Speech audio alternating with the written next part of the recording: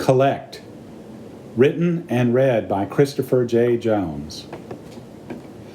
The worst thing about being the paper boy when you were 12 was Halloween. You put on a werewolf mask, furry gloves with claws, galoshes, and a trench coat, and you would snarl viciously before growling, "Trick or treat." But you would hear the same thing at every house. "Hun, come look, it's the paper boy." The extra candy was nice, though. They knew you so well because you had come to collect their subscription fees every week for the past year. They had plenty of time to look at you on collection night because you insisted on using your chrome-plated change dispenser instead of making change the easy yet boring way, out of the money pouch you carried.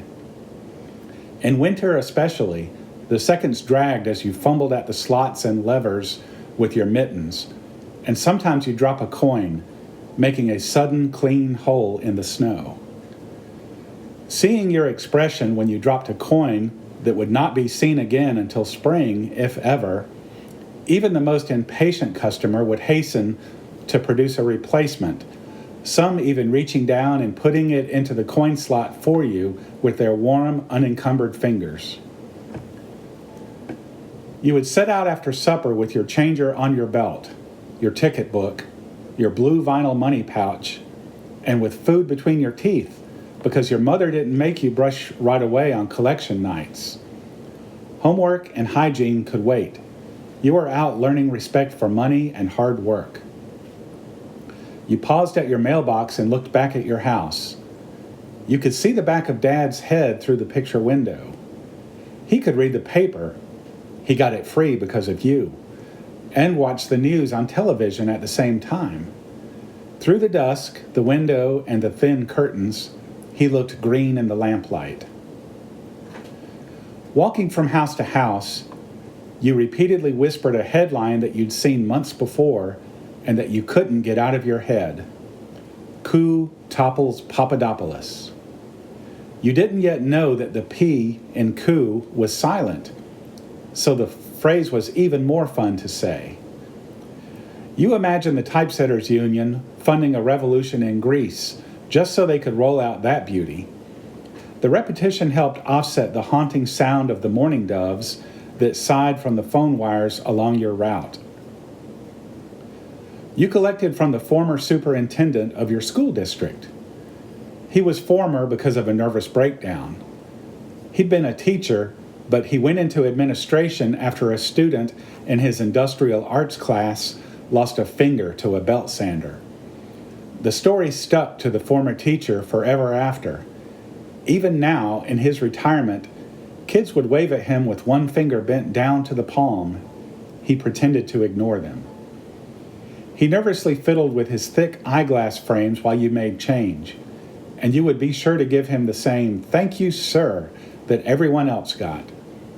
It didn't occur to you until many years later that your happy, obliging nature may have tormented him every bit as much as the taunts of the cruel children.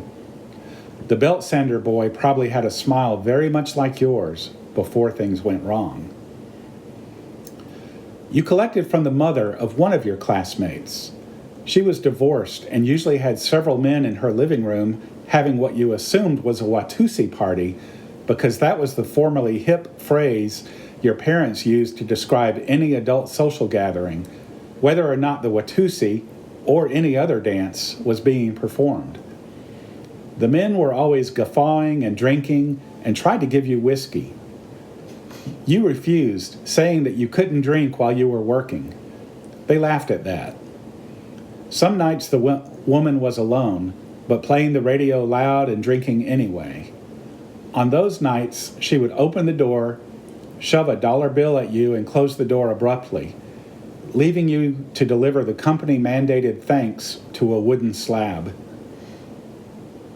You collected from an old German lady who always asked you to bring her mail up, young man. She gave you a dime for that, which you wanted to refuse, but you never did, because the lady was a customer and was therefore always right, as your route supervisor told you. You braced yourself for the house with the mouthy kids who called their dads stupid right in front of you and who shouted cuss words at their hapless black Labrador. The kids were nearly albino, with colorless hair, pale skin, and violent eyes that you couldn't look at for too long. You lingered, making change slowly on purpose and trying to make manly small talk at the house of a lady who spent most evenings in a bikini under a sun lamp. Once, she shouted over her shoulder at one of her kids, "Pick up those putt-putts before I throw them away." Putt-putts were a kind of toy car. You blushed when she turned back to you because all her twisting away and yelling and turning back had set everything into contrary motion, and you had instantly thought, "I'll pick up your putt-putts if you want," and you were staring right at her bathing suit top, and you were afraid for a second that you had said it out loud. Finally, you rounded the last corner on the way home, your money bag full of coins, bills, and one check for 85 cents from the customer who never had cash and who always told you to come back another day. You had learned to ask for a check because he never did have cash when you went back, and you had to pay the route supervisor whether the customers paid you or not. Dad had said that you were a smart businessman when you showed him the first check from that customer. Dad liked to say that you were learning about life by working your paper route, and that the lessons you learned would see you through hard times. One time, though, when he found you deeply inhaling the scent of a stack of dollar bills, he told you not to turn into Ebenezer Scrooge. You told him that you just liked the smell of paper money. You liked the smell of the fresh newspapers too, but money, new or old, smelled best. It wasn't about greed, necessarily, for $1 smelled as good to you as 100. Dad, always the forward thinker, countered with the then obscure but now well-known facts about how unsanitary money is and the unwisdom of holding it anywhere near your face. For you, at age 12, it wasn't about having money for its own sake. Your bottom line was that by summer vacation, in addition to the money you saved in the credit union, you would have enough spending money for as many frozen chocolate pies, horror comics, and bottle rockets as you wanted, which was just your fair portion. The anticipation and ultimate purchase and consumption of these things, not bills and coins, were the real fruits of your labor. And in summer, if your baseball team lost and the coaches wouldn't buy Cokes, as they did only to reward victories, you could step up and buy a round for the team. 15 bottles with ice sliding down them lined up on the counter of the concession stand at your request.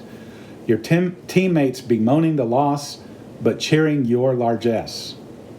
You thought about that each week while you counted out, and occasionally sniffed, neat piles of money at the kitchen table.